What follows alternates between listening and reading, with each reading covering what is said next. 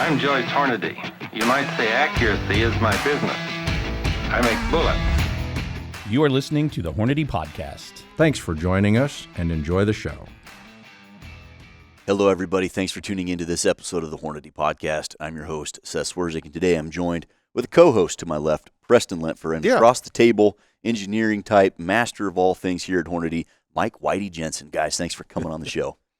Thank you. It's our pleasure. And truthfully, this show is behind, right? Oh, it is behind. Mike's been back for a while, and I said, I don't want to hear the story because I want it to be on the podcast. So we're due. Yeah. So this hunt that we're going to talk about here, Mike went on in August and came back and had some pretty cool stories. And anytime you go to Alaska for 10, 12, 14, however many days you were up there. It was about 22 days. Anytime you go up to Alaska for 22 days and you're out there, you're not bumming around Fairbanks or something like that. You were out in the wilderness.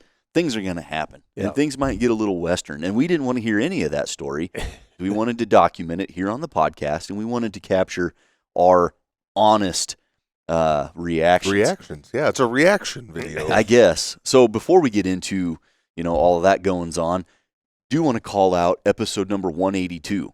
We had Whitey on the show for episode 182, and we outlined his revolvers that he has customized for hunting. Now, this 454 Casull down here, this was on the episode. That's 475. Oh, that's line ball. The line ball. We had a Casull and a line ball. So this is the 475 line ball, Freedom Arms frame, and you've tricked it out, custom grips, done everything, got the Leupold red dot on there, shooting a big bullet.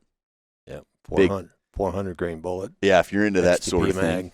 And in that show, we teased this one. We did. So I wanted to spend a moment to, one, just reference episode 182 and the line ball, but then bring up what in the heck is this thing, Mike?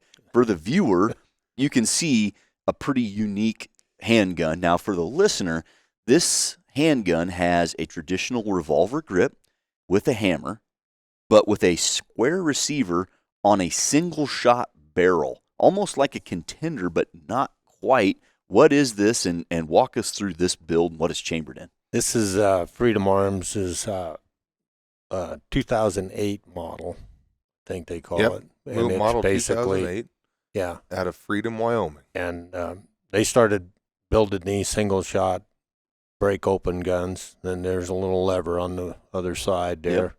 You can actuate the back and open it up. There it is. Oh, dang. And he makes it so you can have multiple different barrels for it and switch out barrels if you want. So as smooth as can be. Yeah, it's they're really building a really nice single shot. Yep. Pistol. So I don't think you can just order one of these the way you have it configured, though. No, and I ordered it with a 6.5 Creedmoor barrel. Okay. And then I talked to Bob and I said, hey, how about I want a 338, but I don't want it in 338 Federal. I want to build it in the RCM, the Ruger Short Mag. And he doesn't chamber that. So I said, well, how about if you just spool up a barrel, fit it to the gun, a blank barrel, and then I'll do the rest. So he sent me a barrel. In true Whitey fashion. And so then I, of course, I chambered it and reamed it and chambered it and fitted it there. And then I also had to make the extractor right. Oh, because it's a Magnum. You ordered this for a standard bolt face. Well, it was just a blank blank extractor, so I had to fit that to the cartridge. And then I also made this brake for it. Because nice. 2-port. Before I made the brake, it was like it recoils pretty heavy. Yeah, a little snorty. Yeah, it's a little snorty. Yeah. Yeah, and that's pretty smart because you got the top vent holes to kind of keep the muzzle rise down. Yeah, it's really loud, but it does tame it down. Even a kid could shoot it. I mean, really? It's that. Well, in the 338 RCM, a cartridge line that never really caught on too big and just kind of a sign of the times. I think we could redo something like this if we hadn't already done it and could have made it successful. But you get 338 Win Mag comparable results in a nice short fat case with a 338 diameter bullet. Yeah, I'm literally getting I'm literally getting like 2,600 feet per second out of a 185 grain bullet out of that little short barrel. That's That's fantastic. incredible. And on top here, for the Leupold team that may be listening, addressing the camera, Knife we're hand. talking to you, Leupold. Yeah, I talked to them guys. Tell us about this optic. Last week. That optic, I've ran on my guns for years and years. I actually had a target knob one that I ran when I shot silhouette, HMSA. And anyway, I went to the booth there last January and talked to them, and they discontinued running this optic. And I wasn't able to get one because I was going to try to get one with another target knob on it and be able to adjust for elevations and what have you. But it's unfortunate. 2.5 to 8. It's a 2.5 to 8. Great zoom range. Great field of views. I mean, it's got a line. You can see all the way out to the edge. It's the best pistol scope on the market. That's no longer on the market. That's no longer on the market. And what about the base? I see that. Does Freedom Arms make that, or is that something you machined? No, that was a base that I made. Now, these are tally rings. Mm-hmm. I used the tally rings, but I made my own base. Seth, look at the. I know. Look at the machining Scalloped in this thing. lines Holy match. Cow. So, and Bob said he's got a base that, because I wanted to move the scope forward some.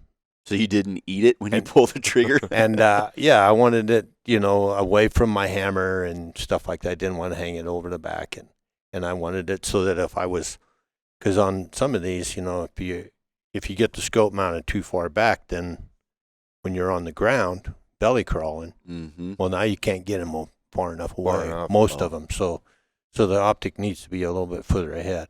And Bob's working on he said he was working on them because they used to use the SOB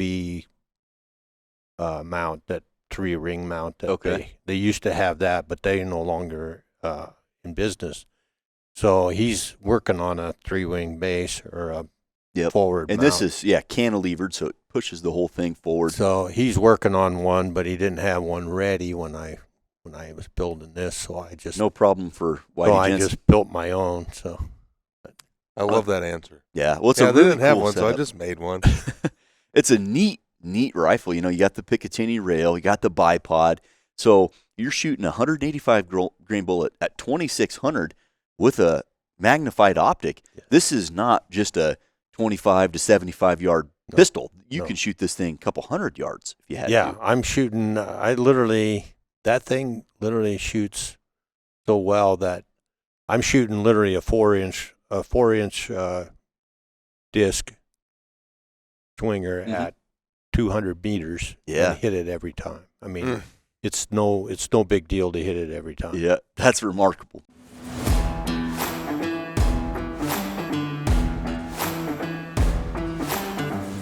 Power and performance in the palm of your hand. Hornady Handgun Hunter Ammunition. Built around the tough copper alloy Monoflex handgun bullet that features a proprietary elastomer tip, deep penetration, and high weight retention. Handgun Hunter Ammunition. As rough and rugged as the conditions and game demand. So, you got the revolver built in the line bar. You got the 338 built in the single shot. Now let's spin up the listener on the adventures of the Jensen family. It seems, you're at retirement age. You could quit doing this whenever you wanted, but you're funding major adventures in the last frontier. Yeah, I put a lot of money towards adventures.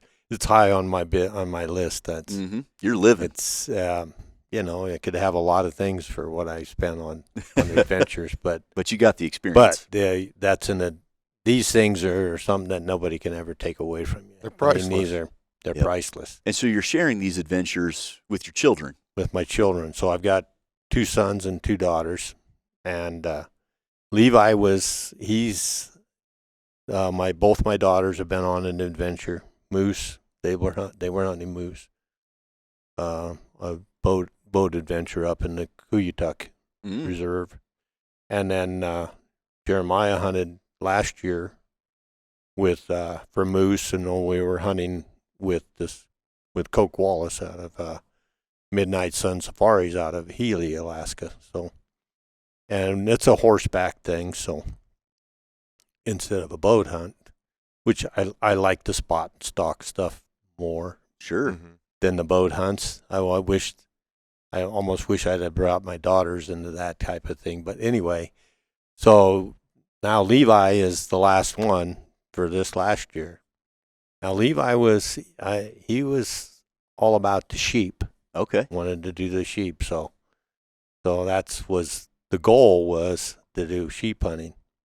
And then actually we got moved up because it was a better time for sheep hunting. Oh yeah, you got a call. Hey, Yeah, can we you got a come call like and- tomorrow? Yeah, can you come right away? So we moved up to mid-August. for sheep hunting in mid-August, and so which consequently the bear hunting wasn't open at that point. So in that unit, we'd have had to ride over into another unit that was not that far, but we would have had to been Okay, so your son, he's in doll sheep. That's the dream animal. On your adventure though, you're looking for a brown bear, grizzly bear. So I'm basically I don't want to steal any thunder from my son because this was his hunt. Right. I'm a tag along. So I've got a bear tag, but I'm a tag along. And I told Scotty, I said, whatever you do, don't let me shoot another moose. 'Cause I've already shot 2 of them with them guys with my handgun. So anyway, I'm basically hanging out with watching Levi and hanging out, watching bears and stuff like that. And we seen a lot of bears before we actually went hunting. So the tag's on fire in your pocket. Yeah, Season's yeah. not even open. Yeah. And you're just trying to stay Yeah. focused on finding a doll sheep Yeah. and surviving. Yeah, Meanwhile, you're seeing bears everywhere. we literally had August 28th or something. I think we literally had like 4 inches of snowed, and then we had a grizzly bear running around our camp.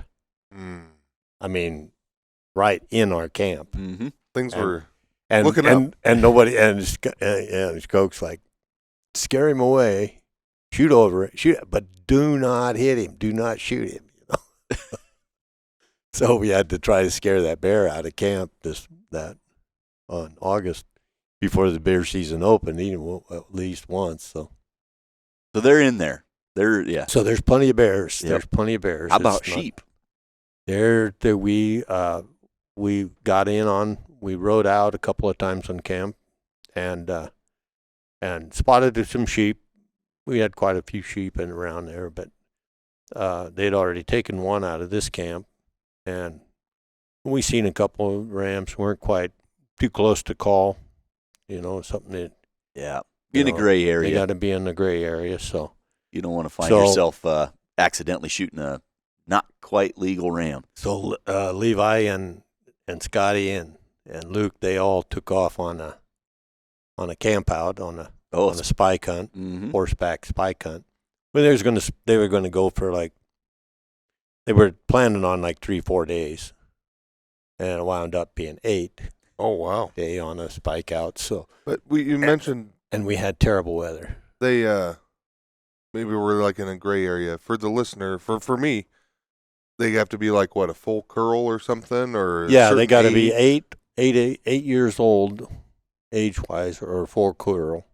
Now they can be double broomed, Oh, sure. and legal, but they've still got to be age out. Brooming, the tip broke off. Yeah, at tips some point. broke off, and I think if they're double broomed on both sides, then they probably assume that they're Yeah. Yeah, that's usually a sign of age. It's usually a sign of age. So anyway, sorry. Well, and the legal ramifications of shooting a not legal ram Is very bad. Yeah. It's very costly. You're going to pay. Yeah, you're going to pay you're for it. Pay, and the guide's going to pay for it. we probably won't have a ram either. So that's why they're not. That's why they they're go not on. willing to go after one unless it's their For sure. for sure.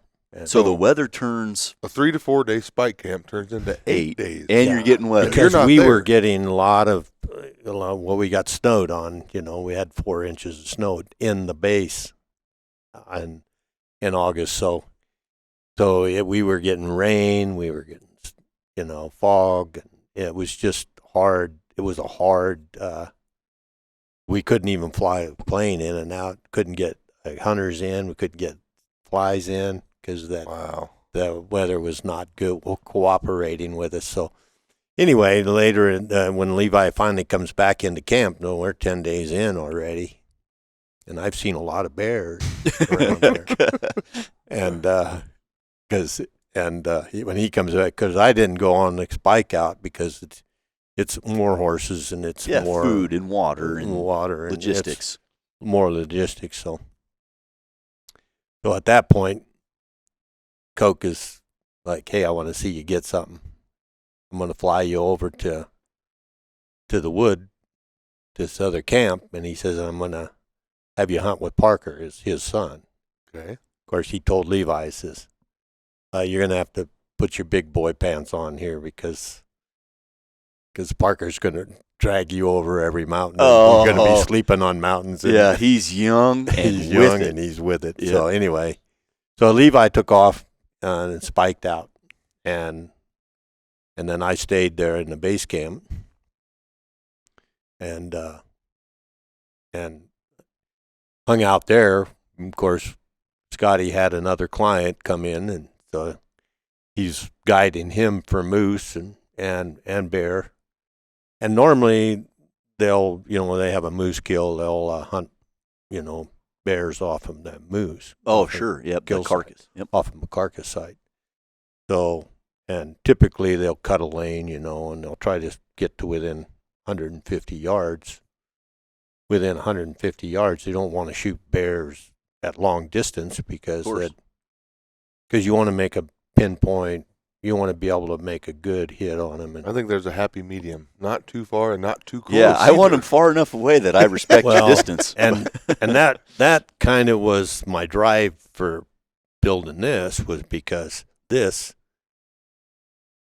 way I look at it, if I'm hunting a bear or I'm hunting a dangerous game animal, I want to be in about half of the distance of my capability Sure. of the pistol. Or of what pistol I'm using. So this one here, I try to keep under 100, 150 yards at least, my maximum length. So you want to be Distance. 75 yards. So I want to be 50 yards from a bear with this gun. I don't Or want to be less. 50 yards from a bear. Well, or less. when Whitey's Whitey's got the 475, Yeah. I feel Well, all If I'm right. behind So- him, yeah. So that's why I thought, well, I'll build a gun that I can shoot 150 yards comfortably. Sure. So that's why I built this. And anyway, so that's basically, back to back to the hunt. He was Cactus. He was a guy with a nickname of Cactus, a guy from Texas. Good buddy. Now we're really good friends now. You probably bond on the mountain when We your do. weather's turning Yeah. to Yeah, we crap. do. And So they tagged out on his moose, and they got it ready, and they're going to give a couple of days, to let the moose set for bears to find it and what have you. Anyway, on the way back, Cactus horse walked into a tree and broke his rifle in half. Oh, my. Oh, So Cactus was using one of the guide's rifle later. Anyway, later.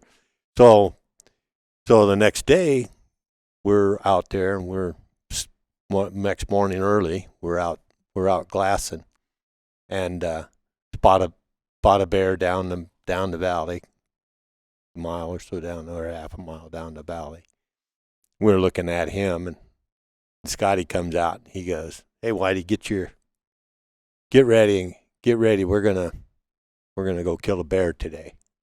Of course, Scotty's a New Zealander, so it's a beer. A beer. We're gonna go kill a beer today. Get ready. So There's no better time to stock your reloading bench and light up your range with Hornady Get Loaded Plus. New this year, free bullets or free cases when you buy these select Hornady reloading tools. Plus, receive the free HIT Target Impact Indicator. Hornady Get Loaded Plus. Free bullets, free cases, free HIT Target Impact Indicator. Get loaded and light it up with Hornady Get Loaded Plus. Limitations apply. Visit Hornady.com/GetLoaded2025 for further details. So I get my stuff on, and I come out, and I've got both of the guns. And he's like, "Oh, Whitey, don't take 2 guns."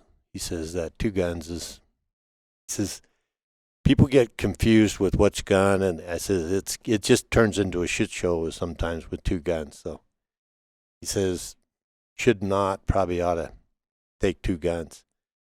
And I reluctantly took this one out and laid it on the table. Took the line bar out, so now you're taking. So because I'm shot. figuring it's a spot and stock hunt is what we're going on, and we've already we can have eyes on one bear anyway, and I reluctantly did that, and I finished getting dressed and getting ready, and then before I walked out, I grabbed that, and it rides in behind my binocular case. It's really not a burden anyway. So you slipped the revolver back in. I put it back in, and then Scotty's like, "Whitey," and I'm like, "Leave it alone." This one here, I can shoot distance.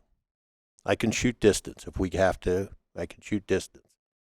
This one here is my comfort gun. Yeah, it's got more rounds in it, too. I told him, I said, this is my comfort gun. This fixes anything that goes haywire. Yeah. Mm-hmm. And let's not forget, I'm paying you, all right? Yeah. So I'll take what I want. So Scotty's like, all right, I'll let you. That's no worries. So off we went. We didn't bring a pack horse with us. We just jumped on. And, of course, as I had to take a quick look at the bear that we had in the binocular, in the spotting scope, and he's like, "Oh, don't worry about that bear, Whitey." He says, "We're going to go kill a bear today. It may not be that guy." And I'm like, "Okay." Confident. He was confident. Inspiring. Yeah. So off we rode. About 2 hours in, we had ridden past where that bear was. Mm-hmm. We didn't see him. Of course, the cover's thick, and by the time you get down there. Anyway, so we rode by there, and he says he spotted a bear coming down off of a mountain. Up on a mountain there. So, okay, we're going to go and get a closer look. He said, we'll ride up on that mountain there, and we'll skinny down to the end of it, look up that valley. That bear's got to be up in that valley. So we'll ride over to that up mountain and start riding up it and look up, and there's 3 bears on it. So there's a sow and two 2-year-olds or 2 juveniles. Glad you got the comfort piece with you. 2 juveniles, so we're in there. They can be a little bit, Defensive. Aggressive. Them can. So, but we rode the horses up there and them scared, run them bears off. He says, we don't want them bears. He says, they're just a sow and a couple of juveniles. So we rode up there and hiked down the end of that mountain, parked the horses and tied them off. Hiked down the end of the mountain and looked up there, and we didn't even get to sit down. And Scotty's like, "There he is. He's right there in the alders." Okay, game so on. He's up on the mountainside. Up on the mountainside. So a couple hundred yards away, few hundred yards away. Well, at that point, he's probably 600-700 yards away. All right, we're on another. You mountain. got space to get comfortable. So it's like, so he's like, "Hey, Whitey, wind's good. Let's go in and kill him." It's just that easy. Just go in and kill him. And I said, "Fair enough." Yeah. So he said, "Let's just bail off of here." So we took off that mountain, dropped down into the bottom into this drainage, and come up into along the alders up there, and got pretty much almost underneath him. He was, a little bit, not quite underneath him, but by the time we got set up, he was coming our way. Mm-hmm. And so look up. He's like, they were straight up the side of the mountain there, 100. Scotty first called him, he was 200. And I thought maybe, at first I thought Scotty wanted me to go to the rifle and shoot longer distance. And because I'm like, 200's too much. I don't really want to shoot that far. I want to shoot less than what my ability is on it. And we were playing with the gun, shooting at 300 yards with it, and shooting rocks with it at 300, so we knew it was on. But anyway, I start to go over there, and Scotty's like, I thought you wanted to shoot with your pistol. Like, yeah. Get ready, he's coming our way. So I jump, he says, get on that rock and get ready. So I get down there and get ready. And what are you shooting off of? You just using the rock, or you got your tripod? No, there was just a big boulder there. Okay. And he says, jump on that rock there. Got the bipod down. Put the bipod down, got on the rock, and just lined it. He got ready, and that bear was working around through the alders, and I waited till he come out of the alders where I had a clear shot. Scotty calls it. He says, 140, 140, and I'm like, fair enough. He's broadside. I squared him up and sent it and smoked him dead center in the lungs. Good shot. I mean, I hit him good, and he starts doing the spinning and the barrel rolling, and he's coming downhill. He is spinning and barrel rolling, and I'm hurrying up trying to get another round in and shoot him because I'm down on the ground shooting up out of the alders. I'm trying to get another round in. Well, I don't get it in quick enough, and he rolls out of sight from where I can see, and Scotty's standing with a rifle, so he sent one to try to help him get him down, but he's barrel rolling and tumbling down, and I just abandoned that rifle. Threw that 20 yards away. I just abandoned that one and pulled the 475 out and said, come on. Yeah. I said, come on, Scotty, let's go finish this. And we just ran to meet that bear coming down the mountain. So we met him as he was tumbling down. He tumbled down, he's maybe 30, 40 yards up the mountain. And I get there, and we're maybe 25 yards from him. Oh, my. We run up there, and I shoot him again, and he whirls, and I shoot him again. I shoot him 3 times there. With the 475. With the 475. And then he falls off of there. Then he rolls around, and he falls off, and he lands in the dry creek bed in front of us. Point blank. 10 yards, 15 yards away. Probably 15 yards, but he's in the alders, so he's in the brush, and I can't see him. The brush is moving. But I'm like, not a big fan and of you that. got 3 rounds left. And I only had 2. 4. I only had 4 rounds in the gun because I carry it. A lot of times I carry it on an empty cylinder. Okay. Sure. So I only had 4 rounds, so I knew I only had 1 left. But I was waiting in case he come out of the brush. He didn't. So then I reached in my pocket. I grabbed 2 more shells, opened it, dropped 2 more in. And Scotty's like, come on, Whitey, we got to get above him so you can see it. Makes sense. So we skirted around him and climbed up above him. So we're like 20 feet above him, 20, 30 feet above him. And he's rolling around in the alders down there, and I shoot him 3 more times. My land. But he's not a threat. I mean, he never did get his stuff together. He was rolling around, and he was moving, and basically you shoot him till it's he's a comfort thing. We it really is. You're gonna shoot him until they are. Well, and in the story, I'm guessing, you've drawn it out, and we're talking about it. I bet the first shot to the last shot happened that fast. Yeah, it happened pretty fast. Yeah, Right, faster than we're talking about it. I guarantee it. Yeah. Well, think about it was just, when you run up there, and then him to shoot 3 shots with a revolver. He's a pistolier, and then I bet it happened just bang, bang, bang, bang. It was kind of a shootout. Yeah, intense. It was pretty funny. Then we got all done, and he's laying still, but he's still like breathing. I'm moving a little bit. And Scotty's like starts down there, and I'm like, no, just let him finish. Yeah. He's not going anywhere. He's done. He's got bullet holes in him, like, because I hit him with every shot. So it's like he's got bullet holes, and that when you run up there, of course, at that point you're just shooting brown. Yeah, right. So you're just shooting brown. But you made your first shot count, which is my most first important. shot counted there's a little bit of when you're talking to the guides, there's a question about. My idea was double lunging. Yeah. That's my hard to breathe with holes in your lungs. Exactly. And then they fill up with blood. And now some guides want you to shoot them in the shoulders, break stuff first. Some guides, now, I don't know what's a proper thing, but for me, double lunging them, because if he does get one shot in him, and because they're so quick. Yeah.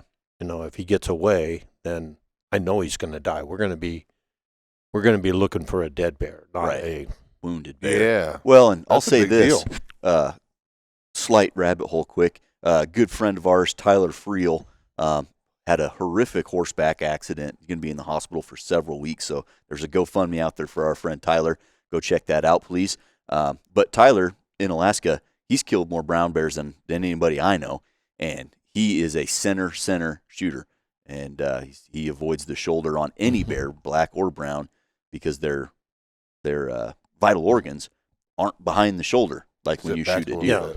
Yeah, and that being said, I mean, it's one thing if you can break both shoulders, if you're shooting a big enough gun. Yeah. If you're shooting a big enough 416 or some 375, something that's going to break both shoulders. But if you're using a 300 Win Mag or something, and you're shooting a lighter cup and core bullet at a high velocity, a wet bear, you may only get one shoulder broke. They could probably go a long way. And they go a long ways on 3. So but if you put that peel in his lungs, you're going to get all kinds of stuff. So did you guys have that conversation before? Did we? As you and guides? Scotty? Yeah. Well, yeah, they're I think they're a little bit of the mind of breaking them first. Really? And then shooting them. But some of them were there, but it was effective nonetheless. Yeah, and this bullet, and I was shooting a 180. I was shooting a CX bullet, and it basically. This is not recovered out of the bear. This one went clear through. This one, because that bullet went clean through the bear. But that's a bullet I put enough gelatin up together and I stopped it. But that's why you shoot. But that's monolithic. that's the kind of performance bullet. I got on that bear with that bullet. And that's this round. an important point just to bring up for our listeners as a whole, not necessarily specific to your story, Whitey, but copper expanding bullets, they may, as a corollary, be California compliant. And I can assure you the Hornadies do not care about that part. What they care about is copper bullets, when they expand properly, they wreak havoc terminal performance-wise. Yes. They penetrate, and that's why we make the CX. They expand quick, but they also maintain 90% of their weight. Yeah, or more.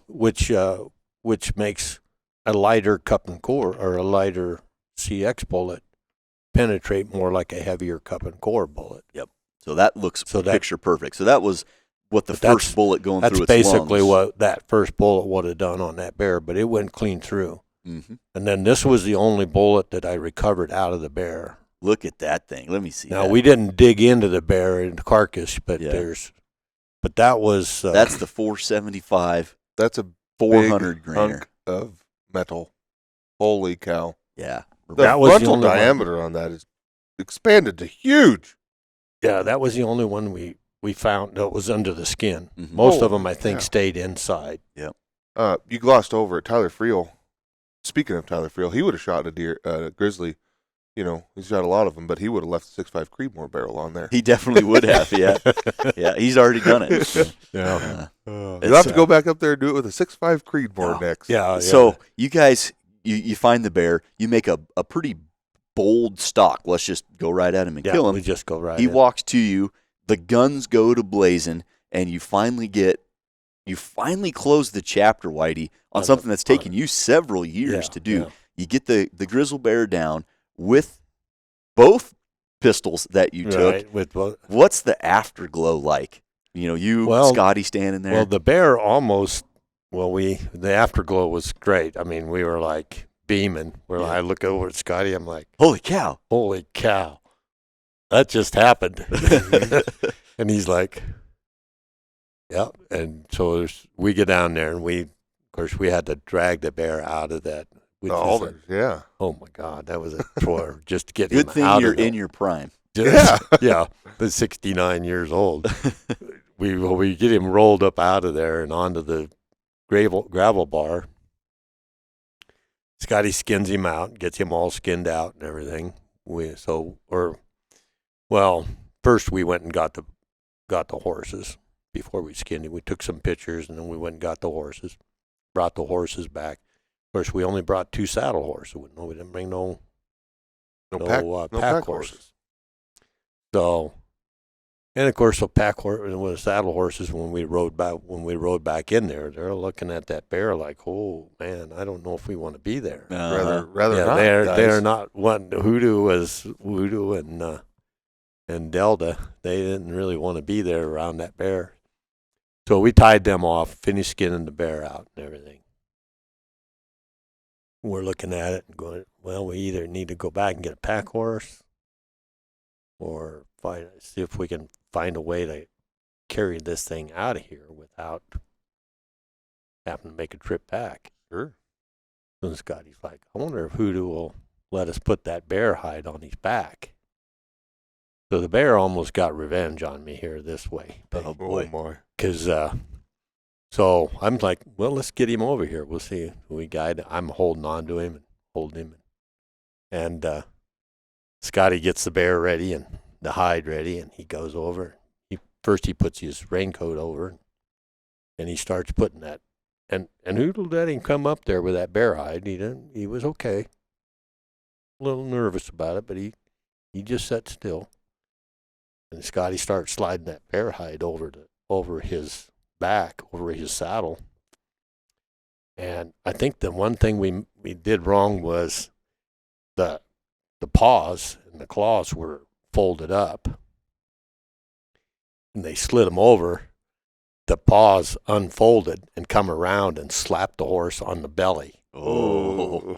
And I'm holding him, and his eyes just lit up. And I'm like, oh no. It's okay, Hoodoo. And he just ripped he reared up and ripped the rein out of my hands and come down and headbutted me. Oh my. Oh boy.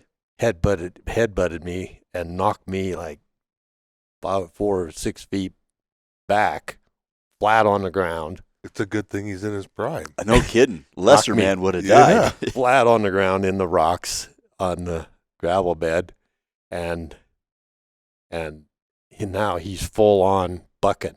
Oh no! Me. I'm like. So you jumped on and rode him out? No, I was just trying to scramble to get out of the way.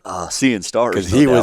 Because he's bucking and the bear hide is slapping him, and he was freaking out. Wasn't pretty. Good. That did get Western. That got more Western than the hunt. Yeah, then he turned and took off. Luckily, he didn't stomp me. He was being careful. Wow. And he turned and he took off and went back to camp. And he was going to go all the way back to camp. But caught up to him. Well, we didn't catch up with him. We thought, well, we'll just leave the bear here. We'll get that other horse. I'm back. We'll walk back out. We'll walk. We started walking out with the other horse, and some other guys from the other camp, from our base camp. There were some other guys that were, an hour or so down from where we were. They were up on a hillside glassing for moose and stuff like that. So, and they seen Hoodoo coming without a rider by himself. They maybe got a little worried. Yeah. And they're like, so they came down. So Ed come down off there and caught Hoodoo, got him caught, and then brought him back to us. And then we get down there. Of course, we get down there. we bump into them guys, and they're like, "What the hell happened down there?" You sound like the OK Corral shootout down there. As it turns out. Yeah, I said, well, it got a little western. We Coincidentally. killed a bear down there. Well, we seen you jump off of that mountain line in a hurry. And he says, That's awesome. and then the shooting started. Luckily, the bear couldn't shoot back. It would have sounded like World War III. We literally went, we got a pack horse and went back and got the bear. The Hornady Security Fireproof Keypad Safe. With a heavy-duty 16-gauge steel body, extra-thick 8-gauge steel door, and 4 1-inch diameter locking lugs, the fireproof safe achieves a fire rating of 30 minutes for up to 1,400 degrees Fahrenheit. Both the interior and adjustable shelf are covered in a protective carpet that offers flexible storage configurations while safeguarding valuables from damage. The Fireproof Keypad Safe from Hornady Security. Had the outfit ever had anybody shoot a Grizz with a pistol? No, Before? that was they. I was the first one to kill a moose. I killed 2 moose with them. Really? Pistol with them guys, and I think I was the first one to kill a moose with it. Oh, and grizzly. they said, and a grizzly. Oh, no kidding, both of them. Yeah. Well, And they weren't small moose either. No. And we were hunting moose. We were hunting bears that last year when we come across that moose. Yeah, he Big was one. large. And Jeremiah had already killed a 63-inch moose that was big. You had to And one we're- up him. And then we were up there checking his gut pile and then run across this other moose on the way back out. And he was big. And he was a big old boy. He was like 66 and Yeah. heavy mass. And Scotty whirled his horse around and goes, "Hey, why do you want to kill a big moose?" I'm like, "Sure, why not?" Well, we're here. Sure, why not? But you've spent so much time up there, obviously on the mountain. And as a guide, I'm sure, you don't know who you're getting in as a client all the time. And you probably try to vet them a little bit, but they're writing the check. So you accommodate them. Yeah. And then when you spend, almost a month on the mountain that time, but all the other times that you've hunted with them and all the trade shows where you go and spend some time with these guys, they start to understand, like, okay, Whitey's coming up here and he's helping split firewood. Whitey's doing camp chores. We try to help when we're there. They feel comfortable, though, that you know what you're doing with a gun. Yeah. They Handy treat with me the good. steel. Yeah. They treat me You're good, the and keep. we try to pay back too a little bit. Yeah, so it's not just anybody, and that's part of the client-guide relationship that you've built over the years, that they trust that they can take you into the Alaskan bush with a revolver and you come out alive. Yeah. I bet you guys celebrated with a little brown water that night. Yeah, we around the did. We had a campfire. little whiskey and a little of this, that. Yeah, we did. Fun. To round this thing out, what about Levi? So Now, Levi's out in another camp. Levi's in the other camp. He's in Wood, and he is killing it. I mean, they are killing it. They're climbing mountains, and they've sad to say, and I think I know what happened now, but they got on a group of sheep, a group of rams, and the day before I killed my bear, they got on a group of rams, and Levi had missed a ram at less than 100 yards. Oh. And that just don't happen with Levi. So I'm like, man, what happened? I got a feeling. He said they come over an edge and we're on the ground, and they crawled over and they're trying to get over enough so they could shoot. Such a down in a breaking bowl. angle. Yeah. And a breaking angle. And he said he was right down on the ground. I ain't so sure that he didn't Shoot something. Yeah, it looked Didn't. good from the scope, but from the barrel, I it ain't so probably sure he wasn't. hit a rock. He ricocheted a rock off from a rock and missed it and shot right over it. One of our friends here, Austin, up in Tech, last year, he's been hunting all his life, and over the last couple of years, we've really been helping him with gear and building stuff and putting stuff together. He went on his first public land Nebraska sandhills hunt, and he went out to a chunk of public that Preston and I have hunted a bunch of years. You've hunted it a couple times. He gets out there, sees the biggest whitetail he's ever seen in his life in the sandhills. lines up for a shot. He's shooting my 6.5 PRC barrel. Everything looks good. He's inside of 300 yards. This is a home run. And like 20 yards in front of him, a little sand mound blows up when he pulls the trigger. Oh. Yeah. So I So think that's very I think possible. That's exactly what happened to Levi. Anyway, at that point, they decided we're going back. We're going to shoot the rifle, check the rifle, because we didn't know what exactly happened. But Levi missed this ram. He went back, checked the rifle, and then they texted. Of course, they're on the Satellite. They text us and said we're gonna go shop for a bear. Okay. So he said we're gonna go shop for a bear. So they shop for a bear, and next thing you know, Coke calls back and says They found one. Levi's got a bear. Bear down. So it went from a Dall sheep So he to shot him. a brown bear. So he shot him a grizzly bear. Yeah, grizzly. Yeah. What did you shoot that with? He shot it with that 300 WSM. We could do a rifle that build episodes. rifle build. Listener, if you want to see and hear about Whitey's custom 300 WSM that you put together, let us know in the comments. We can get that on here because that's a cool rifle. I've got in the works of building a rifle, but I'm going to build one on this The 338 RCM. and the 6.5 PRC. Okay. So I'm going Kind of a to dual. build two barrels for it, but I'm going to build. I think this is a perfect little round for a little mountain rifle, a short barreled mountain rifle. So Yep. So I'm going to build me a lightweight, short barreled mountain rifle that works for Alaska. So that Yeah, you've you got get the. something bigger that you need to defend yourself, you can. Yep. But yet still. You got the Mike Tyson punch with the 338 and the fill in the blank, Vasily Lomachenko or something. You got the speed with the 6.5 PRC. Boxing reference. And then I can always switch it around, and if I want to go aoudad hunting or some other thing, then I'll put my other 6.5 PRC on it. You should get that really, really big bore going. Oh, What do you got to do on yeah. that? Still carve on some wood, I suppose. That I got to finish the stock on that. I got to. Now that's Get that in hand-fitted there. stuff right there. So was Levi just as ecstatic about? Because I'm sure. So yeah, he was elated. He's smoked a bear, Yep. So And you guys decide it's time to come home now. 20-some no, days. he didn't quit. He's like, this is like, like we're on day 15 Okay. or day 15, I think. Couple weeks into it, We're, you got to be tired, Yeah, sore. we're day 15, and Levi's been up there just hammering it, climbing. I mean, they've been just working him to death. But I gotta hand it to my kids. They will not complain.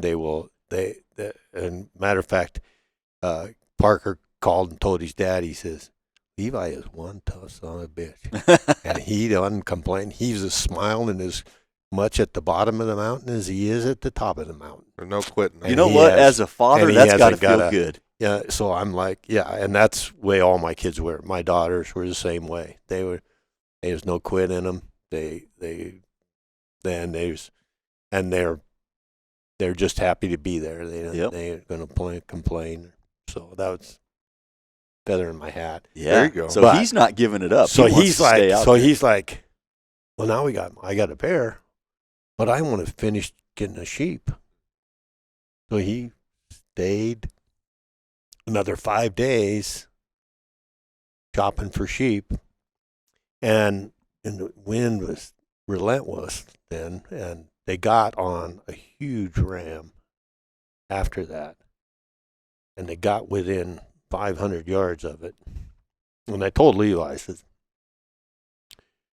because I'm running CX bullets in them in the 300, and I told Levi, I said, well, if you get a shot over 500 or over with that 300, go to Scotty's rifle or go to somebody that's using the Lead ELDX, core. Yep. the ELDX bullet, because Scotty was running the ELDX. I said, run his gun. If you got a shots under, because consequently these the CX, I mean, if the velocity drops down to a 2,000 feet per second or so, your expansion and your performance is not as good. Yeah, So their minimum it's expansion not velocity is it's 2,000. right. It doesn't make for a good bullet for long range stuff. I mean, it's not bad. I mean, but depending on how fast you send it to start off with, but Right. But if your impact velocity is going to be in the 2000s, then I told him, I said, go to the other rifle if it's a longer shot than 500. But it turned out that it was so windy, and this ram was a really good ram, and he opted not to. Yeah, probably a good choice. Not to take the shot simply because they didn't want to wound a ram, and it was in an area where you could have slipped away and lost it pretty quick. So they opted out of a couple of shots on rams that were 500 plus yards. So, which is good. Yeah. But so he packed it in for another week and didn't end up with a ram. And didn't end up with one, but he was happy as a clam when he came out anyway. What an adventure. Yeah. Well, that is probably just fueled for the next trip. Yeah. Yeah. So that brings us to the point, okay, you're driving. You drive to Alaska. Yeah, I drove up there. Yeah, you got to ship your handguns because you can't drive through Canada with them. Well, the boys, they flew at them. Okay. They flew up there with their handgun. Or I have to ship them ahead. Yep. So you get home. That's an adventure in and of itself just because it's a long drive. We need to know, Whitey, what's the next adventure? What's up next? Well, it really ain't. I've kind of got aoudad. I'd like to go and kill an aoudad, for one. Mm-hmm. I have killed aoudad, but they weren't the big ram that I wanted. So I kind of got that on the list. And we're Do also they have kind aoudad in Alaska? No, they have much more expensive, similar appearance though. Yeah. Only they're white in color. Yeah. So, but next year I'll probably go to Alaska, and I think I'll just go up there for just to knock around, and maybe I've kind of kicked around that Hall Road caribou hunt. Oh, Okay. sure. And it's a do-it-yourselfer. Yeah. Maybe I'll do a do-it-yourselfer up the Hall Road and something like that. And then pick up my bear hide. My bear hide will be there. So you're still going to Alaska? Not a big doll sheep, Not brown necessarily a big guided hunt. Although them guys are saying, well, just stop in. They will fly you out. Maybe we'll find you something to shop for. bear. Yeah. Yeah. So I'll stop in and visit with the guys and what have you. What a cool story. So I'm going to to plan on that, and then I think I've got a elk hunt in this cactus. Mm-hmm. So I helped him fix his rifle. So what a guy to, if you're going to break a rifle, Yeah. to have a Whitey there. You know what so, I mean? yeah, well, of course that's what they said. They said after he's like, hey, cactus, just give that to Whitey. He'll fix that. He'll fix that. So they give it to me, and I fixed his rifle, got him fixed up and everything. So Cactus, he owns a ranch down in Texas and over in New Mexico. So Cactus is like, you need to come down and come hunt with me. And I'm like, well, yeah, maybe I'll come down and hunt aoudad and maybe stop and hunt some hogs with you. And he's like, no, I got a lot of elk on my ranch in New Mexico. He says, why don't we just plan on you coming and hunting elk in New Mexico next year? Why don't we just plan on that? And I'm like, yeah, that'd be all right. That'd be all right. He says, have you killed one with your handgun yet? And I'm like, no, I haven't. Well, he says that you could kill one with your handgun there. All right. Let's do it. So I may be going to New Mexico elk hunting, and maybe I'll go to Alaska, maybe Texas. I don't know. Good adventures Sounds free nonetheless. flowing. I have to ask this question, though, which the listener really won't care about, but not that many years ago, you bought a top-of-the-line, decked out, every option on the books Toyota Tundra. How many miles that thing got on it? 140 47, I think now. Which doesn't sound like a lot, but in a few short years, you pounded on. Yeah, because this trip alone was like 10,000 miles. Ooh. Yep. Yeah, That's what I put on mine in a year. Yeah, that's awesome. Whitey, I'm glad that Preston and I waited to hear the story. That was such a cool hunt, such a cool experience, and what you're doing with your kids is great, and it sounds like the adventures aren't going to stop anytime soon. No. I'm kind of trying to decide whether I start all over and go around again. Might as well. Might as well. I'm Yeah. still kicking. There you go. Well, you haven't relegated yourself to a tree stand yet. Yeah. You're not Maybe old when yet. he gets old. Yeah. And it would be kind of, Steve is so tough. He's freaking hunting. He's hunting sheep and everything, and he's into his 70s. Yeah, Steve Hornady's Sheep. 75 years old, still sheep hunting. And yeah, I was there last year. I think he was mountain goat hunting, and I mean, so he's kind of giving me inspiration to maybe hunt dull sheep again. There you go. I would love to hunt dull sheep again. With that.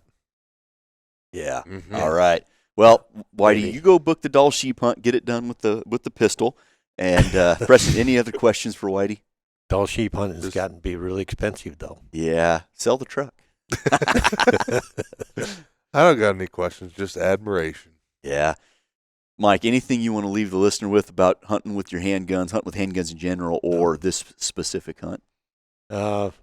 Just take them, shoot them, and have fun. Get out there and do it. Practice makes perfect on them. I need Right to on. do that. Yeah, don't we all? Well, gentlemen, appreciate the stories, appreciate the banter, and thanks for coming on the show. Thank Yeah. you.